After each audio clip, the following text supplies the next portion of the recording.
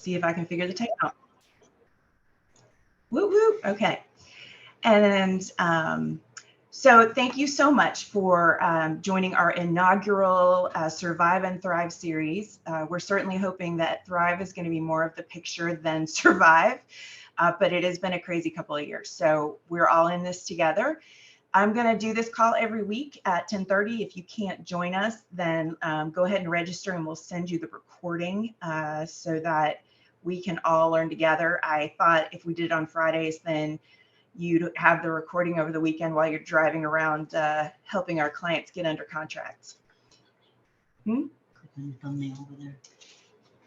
What am I going to do with that? Just sorry, Becky's over here trying to not have me have a heart attack. So just a little about me. I got into the mortgage business in 2001. I was a convert from corporate America on 9/11. I had 2 little kids. I was actually pregnant with my second in 2001. So I'm now approaching empty nester status, which is absolutely fantastic. I highly recommend it. Over the last 20 years, my team and I have served over 2,000 clients. So we've seen just about everything. Some of you guys know I had a radio show for 8 years. And so some of y'all participated in the radio show and some of you listened to the radio show, Real Estate Radio Atlanta on 106.7. That was a lot of fun. So this is kind of like going back to my radio roots. And I'm excited to do that and to share some information, but I'm going to try to keep these really brief so that I am sharing information with you and not wasting your time. So on that front, I am going to go ahead and share my screen and we will get started. So we're going to start with Susan's predictions, which if I really knew all the answers, then I wouldn't need to have a job. So you can take Susan's crystal ball predictions with a little bit of a grain of salt, but I do spend a ton of time paying attention to what's going on in the market. And so hopefully my information is something you can count on. There we go. All right. So let me know if you don't see my screen. So what to expect in the next 6 months? Interest rates, the interest rate market has been broken all year. It was broken for a portion of last year. And so unfortunately, I think we're going to see rates continuing in the very high 6s, approaching 7 for the next 90 days or so. Then we should start to get some relief towards the end of the year. And my predictions, I'll show you the reasons I think that in the following presentation. So hopefully I can back up my theories with information for you. So we think there'll be a light recession in Q4 of 2023 and Q1 of 2024. That's not going to be a massive deep recession, but we will probably get to a technical recession during that time. We think we will have mortgage rates with a 5 in front of them towards the end of the year, maybe in the December timeframe or the beginning of first quarter next year.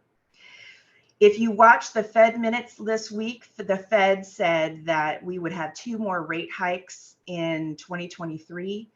The stock market, the bond market, nobody thinks that but the Fed.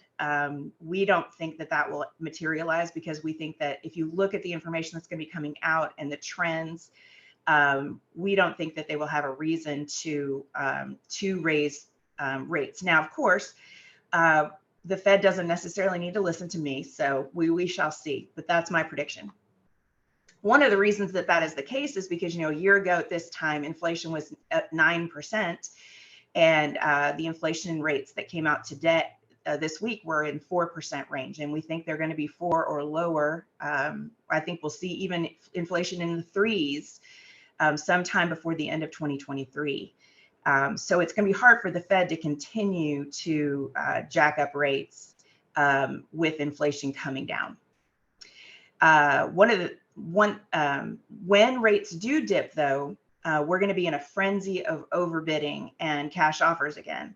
And so those of your clients who are first-time home buyers who aren't in a situation to pay cash, it really is time for in the next 6 months for those people to go ahead and get under contract, because when we're back in the overbidding banananas, they're going to get pushed out. So those folks who are the marginal buyers and who need a ton of closing costs, now is really the time for them to get under contract. We will be able to refinance them when rates go down, but this is their opportunity to become homeowners. And honestly, I think it might be the window of opportunity that might not be here for a few years after that. The U.S. Job market will fare better than other industrialized countries. That's happening today, and we think that will continue.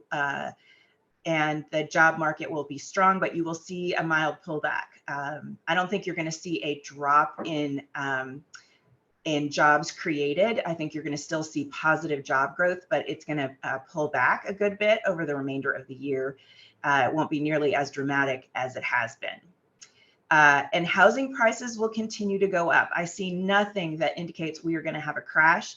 Housing prices will continue to go up at a slow rate until rates drop. Now, once rates drop, I think they're going to start to accelerate again. And so we had to be ready for that as well. So I participated in an event with Market Watch to get some of this information. And then, of course, some of it is just all the other industry stuff that I participate with. But a lot of you may know John Hunt. John is famous for being somebody in Atlanta who predicted the 2006 crash. John's been on my radio show. He's a good friend, and he seems to be always right. So when he talks, I listen. We also heard in Market Watch from Dr. Rajiv Dewan, who is the Economic Forecast Center Manager or Director for Georgia State University. So I was going to share a few notes from that for you. So John said 80% of transactions are not dependent on rates, and he shows you all the data that tells you what's happening. So right now, the transactions that are happening are not rate dependent transactions. 20% of those, though, aren't happening. So every month, you've got 20% of people on the sidelines that haven't joined, that haven't done what they need to do. And so that is pent up demand that's going to hit us when rates drop. John says we have a huge affordability problem in Metro Atlanta. We all know that, but he thinks it's at almost crisis proportions. If we don't have more affordable housing, it's going to be tough for us to support a workforce that's going to help us grow. So if we don't have more affordable housing, then we're going to have trouble growing in the Metro Atlanta area. New home construction sales are very strong, in part because resales are such a challenge. Nobody wants to give up their 3% rate and put their house on the market, which is certainly causing a massive inventory problem. But it also makes folks want to get into new construction more often. So he's seen strong new construction sales. He says we need a massive amount of homes in the metro area in the $300,000 range. I think we could have all told him that, but he said we have to, as a community, figure out how to make that happen. So he said one of the things that's going to happen is that extended markets are going to get more and more attention. You're going to see markets that you can't afford to build a $300,000 house in get more. Those communities are going to grow and grow. He says that the biggest problem for us in terms of creating that inventory is zoning. Nobody wants that 1,400 square foot house on the corner next to them. Not in my backyard. But communities should want these homes in their areas, that the people who live in a 1,400 square foot house are seniors and young professional people who are just getting started. And those people don't have kids, so they have all the money, because those of us who have kids, we don't have all the money. So that those are people that everybody should want in their communities. They don't have a stress on the school systems. Certainly traffic may be an issue, but we're going to have to figure that out. We can't stop the fact that people want to come to our area unless they don't have a place to live. So Dr. Rajiv Dewan said that rates will come down to the 5s toward the end of the year. So that's where I got that's where that prediction came from. He also predicted the light recession in 23 and 24. He says that in Georgia particularly, you're going to see jobs decline in the next 9 months. He said that something that is driving the current job growth is that everybody's getting second jobs. And so because everybody's a little bit more strapped, they're getting a second job, or people who didn't have to work before are getting into the employment market. And every time that happens, even if it's a part-time job, that creates a job. And so it distorts the numbers a little bit. But the big thing that's going to happen to Georgia is that in the infrastructure bill and all of the bills that were created to incent manufacturing in the United States, especially in Georgia, we have a ton of people coming here to do EV manufacturing. It's components like electronic vehicle batteries, and there's some actual plants being built to build cars, but it's also components, and that Georgia is attracting a ton of that manufacturing business. So if you look out over the next 5 to 7 years, that is going to drive our non-populated communities in Georgia. You know, they're not going to build that in Decatur. They're going to build it in some of the remote areas. So the builders who are building around where those plants are going to be are going to win. There's a big plant that's being built right outside of Savannah. People should need to go build some new home construction around there because there's 1,400 jobs that are going to come to that community, and they're going to have a place to live, but they're not going to be $800 million houses. We need affordable housing for them to live in. Corporate profits and wages are still strong. The economy is still very strong. And he says when rates go down, the housing market's going to blow up. So what is going on with interest rates? Interest rates are artificially high right now. It's kind of crazy town and has been for a while. Like those of us in the industry are just mystified. Their rates are unnaturally high right now. So just to show you why that is, for the last 30 years, fixed rate mortgages have trended with 10-year treasury yields. They're different indexes, but they have trended in the same direction. And there has, so one of the measures of where rates should be is the distance between the 10-year treasury and the 30-year fixed market. So you can see here that right now, in 2023, the spread is 2.961, which means, and that's why we're talking about that 7% number. That 3 points difference is just unnatural. So this is a quote from George Ratial, forgive me. The only times the spread approached or exceeded 300 basis points were during periods of high inflation or economic volatility. So you can see that in this chart that normally the difference between the 10-year treasury and the 30-year fixed is in that 1.7 range. And right now it's almost 3%. And you can see the times that it's been that high have been when we have chaos. So there's this really high number back in 1980. And then during the crash, we had a high point where there was a big spread. And now we're back at a high point. So rates are unnaturally high right now. So it is reasonable to assume that if the Fed doesn't completely lose their mind, that we should be able to see us return more towards the 170 basis points increase over the treasury. So this is an example of what that does to rates. So right now, the 10-year treasury is at about 3.65. If we had a normal market, you would add that 1.7 margin and rates would be at about 5.375.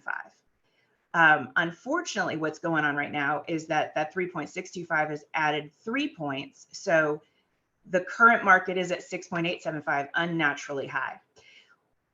People are saying that they don't think we're going to go all the way back to the 1.7 quickly, but that we should be able to see this 3.2 go down to something more normal like 2.25. So basically what that says is that the Fed doesn't really have to do anything but stabilize for us to get some significant retreat in interest rates. So that the market is, this chart is telling you that the natural place for the market to be right now would be under 6%, 5.99, 5.625. So this chart just tells you where we think rates are going to go. You can see they spiked And then we expect that they're going to go down over the next couple of years, sooner rather than later, hopefully, right? These are the predictions of different people based on what they think interest rates are going to do. So you can see that if you're looking at Fannie Mae, the National Association of Realtors, the Mortgage Bankers Association, everybody thinks we're going to be better, have better towards the end of this year, be in the fives, high fives in Q4, and that for the next year, we're going to be in the fives for most of the year. That is kind of the natural state at a high inflation rate where we should be. So the next question is, will housing prices decline? Hell no. We still have a huge inventory problem in all of our markets. We are seeing multiple offers on houses. Now, what we are seeing is that we are getting some closing costs paid for, and in the extended markets, we're getting our FHA buyers under contract. But it is certainly still very competitive. There is nothing to me that indicates that the overall market is going to retreat in Georgia. Now, every neighborhood is different, right? You guys know real estate is local, and that's why you do your job and I don't do your job. So you're going to be looking at every neighborhood to see what's going on. I don't think right now we're in a huge acceleration, but I don't see anything that indicates that we're going to retreat dramatically either. So, home ownership is still critical to everybody's net worth, everybody's long-term multi-generational wealth, and we know it. The Keeping Current Matters, the people who do this, they say that 2021 and 2022 were the unicorn years. So in trying to figure out, are we going to have a crash? There's a few things that you look at. One is, do we have enough inventory? Well, we are still way under pre-unicorn years in inventory. And then of course, as you guys know, this is a national number, but we really need 6 months of inventory to have a balanced market. We haven't been anywhere near that for a long time. And there's nothing to indicate that we're going to have a way to get any closer to that. So how do rates go down if demand is high and supply is, how do prices go down if demand is high and inventory is low? One thing that also has to happen is foreclosures have to happen at a higher rate. So if you take out the unicorn years, you can see in 2022, we still have far less foreclosures than we did before the crash, before the unicorn years. And then if you go back to the crash, we had massive foreclosures. So here's a picture of that. So this is us just coming out of the crash. And you can see in April, less than 1% of the sales in the country were distressed sales. That is crazy. In order to get a crash, you need a number way, way, way higher than that. So why is that? Well, part of that is because lenders are still very, very careful about how we lend money. So back in the crash, we had a lot of people who went into foreclosures because they were in really bad situations. And, we were lending to people, not me in particular, but people were getting mortgages who really couldn't handle mortgages, because what I need right now is the hiccups. So this is an indication of mortgage credit availability. You can see that prior to the crash, there was a ton of availability. And then here, what happens is in 2021 and 2020, housing prices go way up. So what does that do to affordability? Affordability goes way down. And that as prices go up, and then as rates go up, affordability drops off even further. So we are being very, very careful about who we lend to. There's not going to be any crash or retreat in expenses from that. But it is definitely a situation where people are having trouble affording. So let's all go out and build affordable housing, right? All right, so I'm gonna stop there. Here are just a list of future topics that I'm gonna do on our weekly call. And so if you guys have any questions for me, if you want to put that in the chat or open up your mic. I did have one question that somebody gave me earlier, and that was, why are closing costs so high right now? So I thought I would address that. Closing costs are really high right now because everybody knows that mortgage rates are going to go down in the next 18 months. Everybody knows that any loan that you do right now is going to refinance in the next 18 months. So usually when I would do a loan for somebody, I wouldn't charge them very much. I would sell the servicing rights to a servicer, or our company would choose to collect the servicing rights. Well, and then I would get paid for that. And so I didn't have to charge the client anything. Well, the servicer doesn't make any money until the loan's been in existence for 3 years. So right now, any mortgage we write right now, everybody knows that it's not going to be profitable to service any of the loans that we're writing right now. So we're actually having to pay people to service the loans right now rather than getting money in return. So as a result, the clients are having to be charged more by everyone. So you have, everybody's seen that closing costs have gotten higher. If you want to talk about that anymore, if you want to examine that anymore, but that is why we need to help our clients get a little bit more in closing costs from sellers, because closing costs are a little bit higher than normal. But luckily this market has allowed that to happen a little bit. So let me know if there's any other questions. I don't see any, so I'm gonna let y'all go. Thank you for your time, and we'll talk to you next week.